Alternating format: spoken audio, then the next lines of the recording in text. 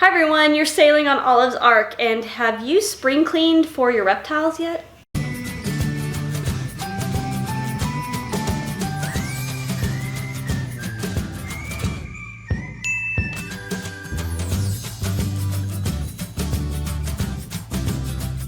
So a few days ago, we released a spring cleaning video for dogs, and I figured I'd start there because that's the main point of my channel is pet care, kind of more specifically dogs. But as you know, I almost just as much talk about reptiles, so I had to make a reptile spring cleaning video. And so if you have a reptile, I want you to follow along. I've got 7 things that you can trash or change for spring cleaning to make your reptiles' lives better, and also yours kind of at the same time. So right now it's that time of the year where people like to clean things out, make it nice and fresh and new. Summer's coming, we're all stuck in the house because we're bored and we need to clean some things. So let's talk about some things that, number one, for your reptiles, you shouldn't even have it all, and if you have it, I want you to throw this away right away. Regardless of spring cleaning, throw it away, and that's the manual temperature and humidity gauge. You know, the little dial that like sits on the wall of your reptile's cage?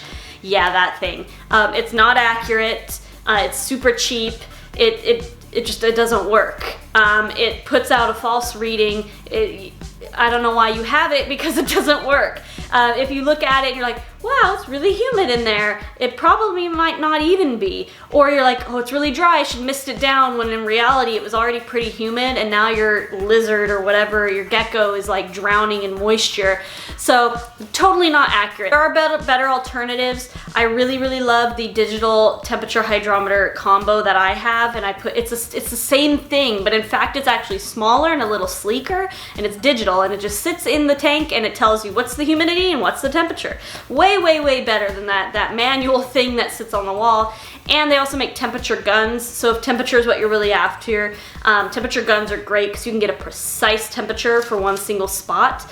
And I'll link these things all below in the description, so if you're looking for any replacements, you know where to find them. The next thing I want you to spring clean, and there's nothing wrong with this is actually a literal thing to spring clean, and that's just old UV lights. So UV lights, depending on the brand, how often you use them, and a whole bunch of other factors, but on average, a UV light's only good for about a year. And so if you've had the UV bulbs in your reptiles' enclosures sitting there and in use for about a year, spring is a great time to change those out. So as part of your spring cleaning, buy UV bulbs and swap out all of the old ones.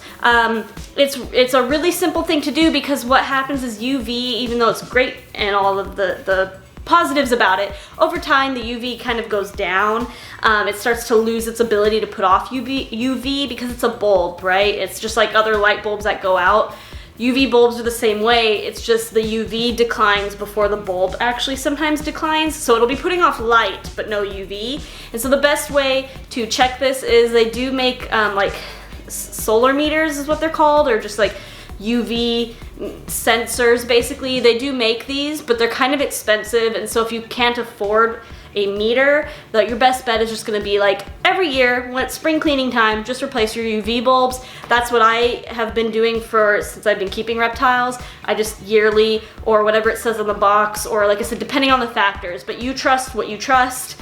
Replace your bulbs every so often, so that way you know they're putting off the best maximum UV. The next one that's good to spring clean is expired or old foods, or even maybe like dead insects in your like breeder containers, right? So we all feed our reptiles something, whether it's mice or insects or dog food for skinks. They all have an expiration date, and so if you buy or breed your own like crickets, roaches, mealworms, maybe you want to go through for spring, if you're kind of lazy about this kind of thing, just go through and pick out all of the dead stuff. If you do it regularly, you're not gonna have this problem, but even think about like your Pangea crested gecko diet, that has an expiration date. And if you're not using it up before that, you need to throw it out and get some new Pangea diet, or crested gecko diet in general. That has an expiration date. Check the expiration date for other like dog foods, or like can of snails, can of crickets, because if you wouldn't eat expired foods, why would your pet? The next one, this is only if you keep something like bioactive, or even if it's not bioactive, but just like living terrarium style enclosures, living vivariums.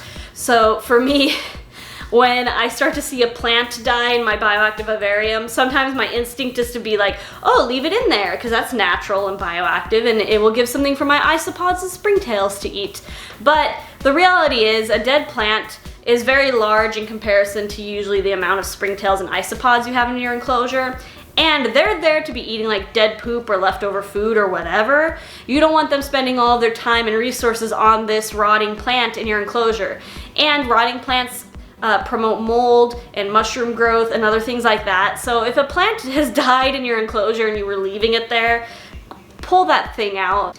This one is another one, kind of like the manual temperature gauge. This is a personal choice of mine, but I really don't like these. And if you own one and you don't actually use it, throw it away, and that's a reptile harness. So in my opinion, reptiles should not wear harnesses and should not be walked on a harness. Most reptiles do not even fit a harness. For example, skinks cannot wear harnesses because they don't have shoulders, which means even though they have legs and you put the harness on them, all they do is they just put their arm back and they slip right out. So skinks aren't gonna wear it, snakes definitely not, geckos should never ever ever wear a harness. The way their skin and their bodies are, they're way too delicate for something like that, and you can't walk a gecko anyway. I don't know how that would work. So really the only thing harnesses are gonna work for are like larger, sturdier lizards with a shoulder blade, like a bearded dragon or a tegu or a monitor.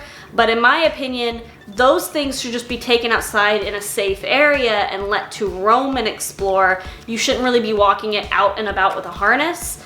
Like I said, this is not the case for everything, but in general, if you're just a basic keeper and you bought a harness because it was cute and you wanted to give your bearded dragon wings, I'm on the side of throwing that away.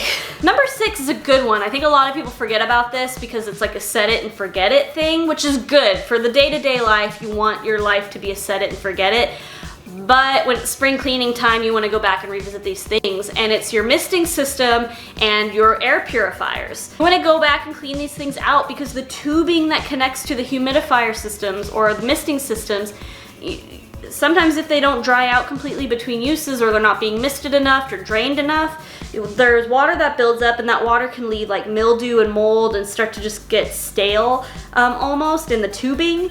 So, and even the bucket that you take it from, it's just standing water. It can start to grow like just like the nasty like alginess that water can grow in. And if it's not covered, dust falls into it. Same thing for the air purifiers. Again, it's something we usually like set and we're like, well, it's gonna clean the air, and we never come back to it, right? But with an air purifier, there's gotta be some kind of filtration system in there. That's what is purifying the air. So whether it's like a pad of some kind or like a square filter or like carbon something, whatever's in your purification system, take it apart, clean it out, buy a new one, get a replacement, do something, but you want to make sure your air purifier, you have it for a reason, and you want to make sure it's working top notch, so every spring swap and clean it out. And lastly, the last thing I want you to throw away for spring, because it is also a terrible product, is your ReptiCarpet and your ReptoSands.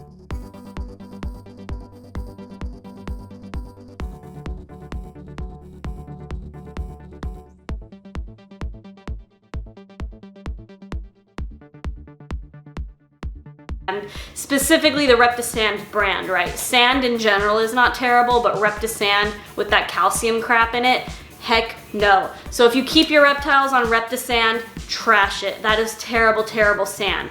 There's other sands you can use if that's your preference, but get rid of the ReptoSand. I do not like it. There's way better alternatives like play sand or clays, or even just like a topsoil mix of some kind. You can keep your reptile on loose substrate, that's fine. I do it. My leopard gecko lives on play sand, topsoil, and a clay mix. But it's the right kind of loose soil, it's not ReptoSand. Throw away the ReptoSand, okay? And like I just said, you kind of caught it maybe. Also throw away your ReptiCarpet. There's some, you know, different people feel different ways about ReptiCarpet. I hate it. Personally, I hate ReptiCarpet more than paper towels because paper towel has a time and place, especially for quarantine and veterinary related things. Paper towel is sterile. ReptoCarpet is not okay ever because it's not clean, it's not sterile, it harbors a lot of bacteria, it soaks in urates, which is basically reptile-like urine and excretions. It's not the easiest or best to clean, and even if you think it's clean, honestly, it doesn't ever feel clean. I hate ReptoCarpet. Or my favorite solid surface is tile. Previous to keeping my leopard gecko on sand and soil, I used to keep it on tile. So it was just regular porcelain tan tile, but it looked nice at least, and it was easier to clean because you can remove tiles and wash tiles, and your reptile doesn't get stuck on anything. There's no impaction risk. So tile's my favorite over ReptoCarpet because ReptoCarpet sucks. And that's it. That's all you can do. So spring cleaning, guys, those are 7 things you could spring clean for your reptiles around your house, either to just totally get rid of them or just change them out. And don't forget to like and subscribe. As always, it really helps me out. It helps the channel out. Leave a comment for the things you'll be spring cleaning, and I will see you next Friday. Bye.